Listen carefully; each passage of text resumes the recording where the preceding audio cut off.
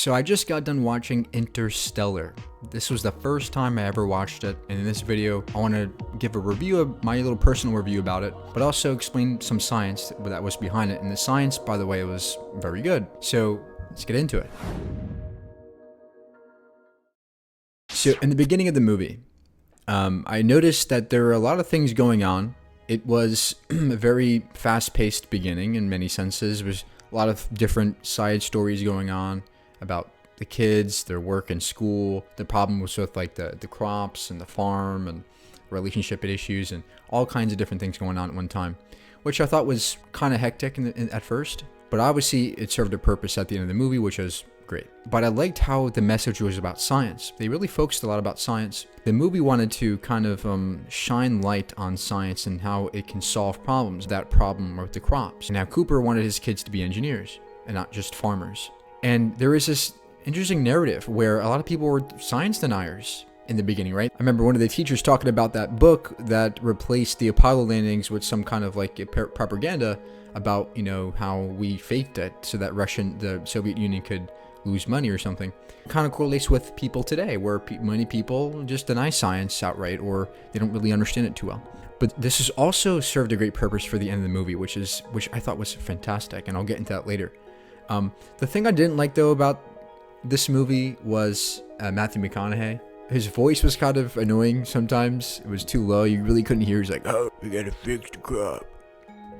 The way he spoke was a bit weird, and it felt like forced sometimes. But nothing too bad at all. Christopher Nolan, the director, did a very good job in making the storyline become very, very rich and very useful. It was a very useful story, a very, very powerful story. I think one of the most amazing points in the movie was when Cooper was in the ship and viewing the recordings of Murph, his daughter, for the first time on the ship. I think that was an incredible part, a very powerful part. And that really set the tone for the rest of the movie. Really made it tense, and it really emphasized this time. The notion of time was so prevalent in this movie, and it was so good and rich. I loved how time was really the main enemy in this movie, right? They were always constantly fighting against time and trying to squeeze time, and that was such a great thing for Nolan to put in the movie. And it tied in perfectly with the moral of the story, which I'll get into later as well. Now, when it comes to the science of the movie, I give it a 8.5 out of 10. It was very good. And one of the reasons why is because they actually had a scientific advisor, right? Kip Thorne was actually advising it. An actual scientist who actually understands a lot about relativity and black holes, things like that. The black hole was very, very accurate. The time dilation was very accurate. So, and if you're coming into this movie and you don't know much about relativity, I can see why it'd be confusing. If you understand how time and all that stuff works, throughout the movie I was like, going, damn, that's amazing. That's incredible. I think understanding relativity enriched the experience even more for me. When you understand the actual science behind black holes and wormholes and all these things. But one of the scenes where they first land on the planet, right, with the water, it was like ankle deep, and then they see a big wave coming. Remember, this planet was around the black hole. Because the planet was so close to the black hole was kind of tugging on the planet. As the planet rotates, it spins on its axis. The black hole was tugging at a particular side. That water that was covering the planet was being tugged on by the black hole, and that was a tidal wave. That's what happens on Earth. It's the same thing that happens with the moon, the sun, and the Earth. The moon is tugging on the water and the oceans on the Earth, making those tides come in and out. In the movie, there was a big giant wave, a big huge tidal wave. The wave just kind of comes by, kind of like passes by. That was a tidal wave, just like we have on Earth. The black hole's gravity was tugging on the planet, producing a bulge. And it's not that there was a wave coming towards them. The planet and them on the surface were rotating into the bulge. It was actually just them moving into the tidal wave because of the planet's rotating into the bulge that the black hole produces with its gravity. Now, in real life, it wouldn't be like what we saw in the movie. It'd be more of a bulge. You would barely notice it, really. Just like on Earth, we barely notice the tides, but of course it'd be more pronounced, near a black hole, of course. But the movie kind of got that wrong. It was kind of, exaggerated the movie, of course, and it made it more interesting, but it wouldn't be so like narrow at the top, right? It'd be more bulging, and it wouldn't be as noticeable as that. Also, when they were nearing the black hole, when they were getting close to it, it was actually very, very accurate. It would be a hole in all directions. The way we perceive holes, right, like on a 2D surface, on a black hole, it's in all directions, right? It's a black hole in every direction you can fall inside of it. So it's kind of like it looks like a sphere. It would look like a sphere to us, and that's what a black hole really is. But one of the people on board were talking about how you can bend space. You can, like, he was bending the piece of paper, and you can poke a hole through that paper, right, which resembled space-time. You could poke a hole through it and go through it, and that's very correct. That's how wormholes actually would operate. I mean, they're hypothetical, but if you could bend space, you could poke a hole through and, reach, vast distances faster than the speed of light, ripping a hole through space and time itself and traveling inside, and that would allow you to travel faster than light. I also thought it was funny when they made the wormhole near Saturn so that they wouldn't have to travel so far, because in real life, in order for that movie to take place in the amount of time they had, they would have to travel faster than light. But the wormhole was a great way to speed things up, because now you could just go through it and you can travel anywhere you want to at any time. Another funny thing about the movie was that there is this ongoing issue, right? We don't have a theory of everything. We don't know how to combine relativity with quantum mechanics. So in the movie, they had Murph kind of like figure out the equation and solve it, right? The whole point was that there was a gravity problem that one of the professors was trying to solve the whole movie. And then Murph gets information from Cooper and just solves the equation and combines quantum mechanics with relativity in like 20 minutes, which is probably not going to happen. And realistically speaking, right, we still don't have a theory of everything yet. But some people think it's string theory. So the point is that it'd be probably more complicated than just solving the equation like that and being able to do what they did. But because it was kind of like, okay, we've never been in a black hole before. In this movie, they are. So let's see if we can get information from them being in the black hole so they can use it for the calculations, which is kind of realistic, right? We don't have to actually be inside one to know what happens, necessarily speaking, but for the movie, it worked. So, but also one of the craziest parts of the movie is, we all know, the Tesseract, where he's inside of this weird higher dimensional thing where he sees all different timelines. That was also one of my favorite parts of the movie. Really cool to see that. Really great effects there.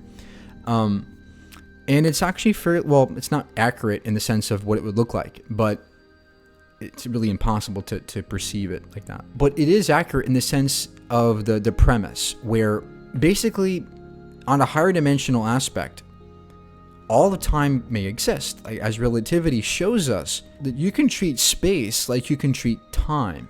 So, for example, just as all the space is out there, right? Just as we know that, for example, Saturn is there, right? The same can be said for time. Time, as we perceive it, seems to be changing, but relativistically speaking, all the time exists just like all the space exists. Just as all the space is out there, so is all the time out there in the universe. It's just that from our perception, things seem to change. The point is that all the time exists, the past, the future, present, all exists according to Einstein. This is a profound fact of a reality, right? And the movie did a great job in making a story out of this. But in the beginning of the movie, when Murph is up in her bedroom and she sees this weird gravity thing happening in the bedroom, and in the books falling, all these things, what that was talking about was that connection between that black hole or the wormhole and the bedroom. And the point is that time was determined to happen. Like, Cooper didn't go back in time, right? That time already existed. Throughout the entire movie, no time was ever changed. They never went back in time, ever. They never went back in time. It was always a forward in time, perceptually speaking. To a layman, they might think that, Cooper was going back in time when he went through when he touched the books to make them fall, or gave Morse code to Murph.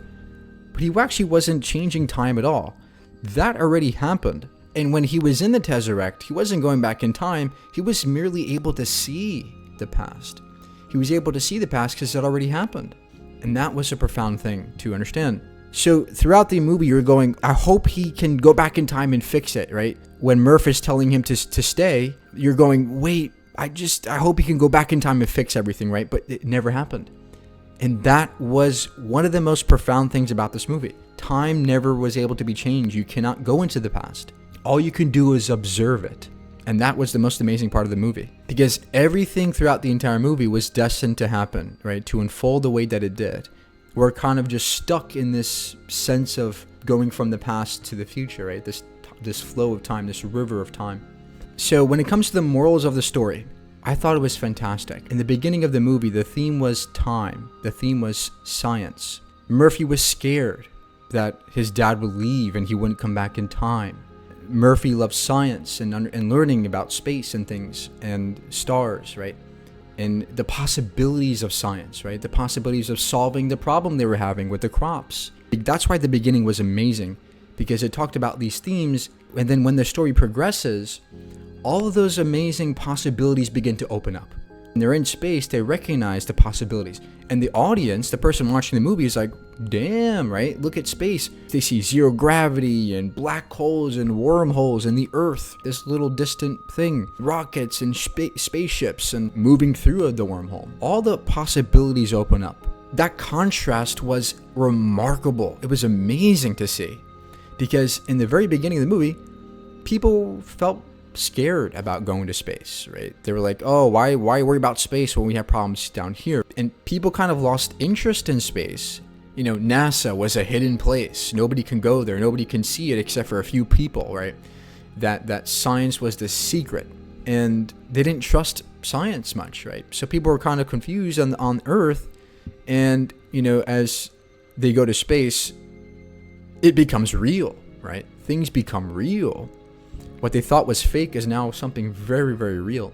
And that contrast was amazing. That was so relatable to modern society, where people have this distrust in science. But another one of the biggest themes of the movie is that the past can't be changed.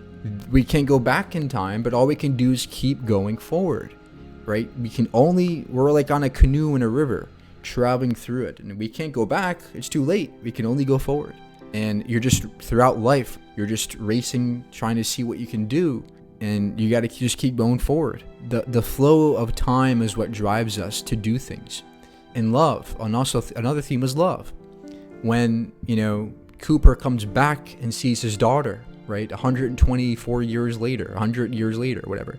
That was a powerful moment, because that was signifying the fact that, yeah, that's it.